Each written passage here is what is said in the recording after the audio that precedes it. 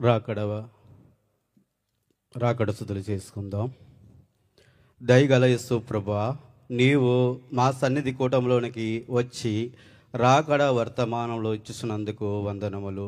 మాకు తెలియజేస్తున్న రాకడ వర్తమానములు లోకములో నున్న ప్రతి వారికి తెలియజేయము.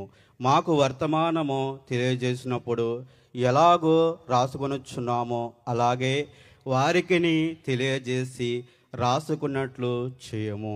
మాకు ప్రతిదినము తెలియజేస్తున్నట్లు నమ్మునను నమ్మకపోయినను వారికి కూడా తెలియజేయము. నీ మాటలో నమ్మినను నమ్మకపోయినను నీవు వెళ్ళి చెప్పుము అని హెజ్కేలు ప్రవక్తతో చెప్పినావు కదా. హెజ్కేలు 2:4. మా పత్రికలో మేము చెప్పుచున్నాము కానీ అది చాలదు. మేము స్వయముగా చెప్పుచున్నాను చాలదు. నీవు చెప్పినా సరిపోవును. వారి హృదయమునకు జ్ఞానమునకు అందును. ఆదాము పక్షము వారి జ్ఞానమునకైనను అందినట్లు చెప్పుదవని నిన్ను వందిస్తున్నాము. మాకు పట్టుదల లేదనియు నీవు జవాబు చెప్పే వరకు మేము కనిపెట్టలేదనియు నీవు దర్శనములో చెప్పుచున్నావు. ఆ మాట నిజమే. మేము పట్టుదల ఓపికతో కనిపెట్టి శక్తి దయచేయము. నీకు లెక్కకు మించిన వందనములు.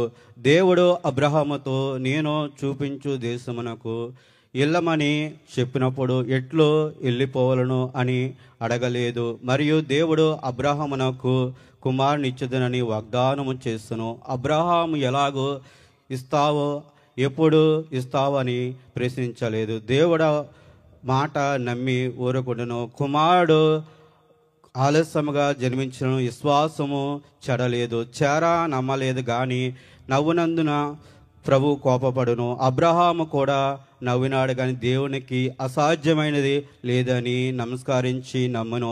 అబ్రహాము కుమారుడని ఇస్సాకునకు ముంగుర్తుగాను యేసు ప్రభు యొక్క రెండవ రాకడను గురించి 2000 సంవత్సరముల నుండి కనిపెడుచున్నాం. మనము ప్రార్థించి నమ్మి ఇసుకు గనుక సిద్ధపడవలను. రాకడకు సిద్ధపడటలో అబ్రహాం యొక్క విశ్వాసము దయచేయమని నమ్మి నీకు నమస్కారములు చెల్లించుతున్నాము. ఆమేన్. ప్రభువైన